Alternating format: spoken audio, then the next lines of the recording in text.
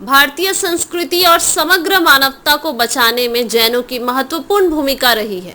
ऐसा भाजपा के वरिष्ठ नेता व मुंबई के पूर्व उप महापौर मुंबई बाबूभाई भवानजी का कहना है। उन्होंने कहा कि इतिहास साक्षी है, जैनों ने अपनी भारत वसुंधरा, अपनी मातृभूमि, अपनी संस्कृति की जननी को बचाने के लिए सदैव रणभूमि में खड़े हुए हैं।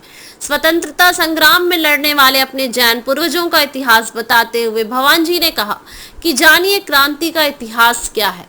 भारतीय राजनीतिक इतिहास 1858 की अविस्मरणीय घटना है कि जिसमें 2 जैन शहीद हुए, जिसमें लाला हुकुमचंद जैन और अमरचंद बांटिया लिखा गया है। बाबूभाई भवानजी ने बताया कि लाला हुकुमचंद जैन को 19 जनवरी 1958 को उनके मकान के सामने कृत्रिम तरीके से फांसी दे दी गई और अमरचंद बांटिया का जब 1857 में समर जोरों पर था, तब ग्वालियर राज्य के कोषाध्यक्ष अमरचंद बांटिया ने 1857 के समर में जूझ रहे क्रांतिकारियों को सहायता दी, जिसके बाद 22 जून 1858 को ग्वालियर में झूठे राजद्रोह के अपराध में उन्हें फांसी दे दी गई।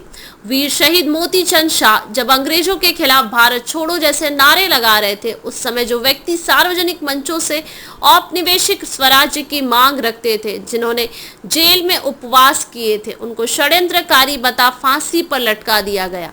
ऐसे ही वीर शहीद सिंघई प्रेमचंद जैन दिसंबर 1933 में महात्मा गांधी का दमोह में आगमन हुआ। उन्होंने गांधी का भाषण सुन देशभक्ति ऐसी जगी कि वो खादी के प्रचार में लग गए। उन्हें जेल में जहर देकर छोड़ दिया मरने के लिए। ऐसे ही शहीद वीर सातप्पा टोपड़ावर 16 वर्ष की उम्र में असहयोग आंदोलन शुरू किए, कई बार जेल भी गए।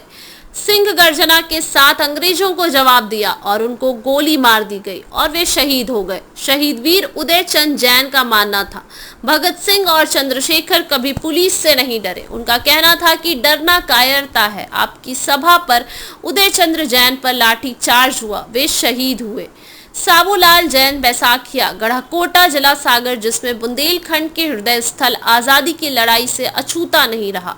वे अपने 5 साथियों साथ तिरंगा झंडा लिए आगे बढ़े। वो सभी यूनियन जैक निकालकर तिरंगा लगाने की कोशिश के सामने से धाएं गोलियां चली और सभी शहीद हो गए। बाबूभाई भवानजी ने कहा कि भारतीय संस्कृति और समग्र मानवता को बचाने में ऐसे बहुत सारे जैनों को ही महत्वपूर्ण भूमिका रही है। जैनियों की रहस्यमय ढंग से नजरअंदाज करने का सीधा अर्थ यही है, भारतीय संस्कृति को सर्वस्व रूप से मिटा देना है, जो देश के भविष्य के लिए खतरनाक साबित होगा।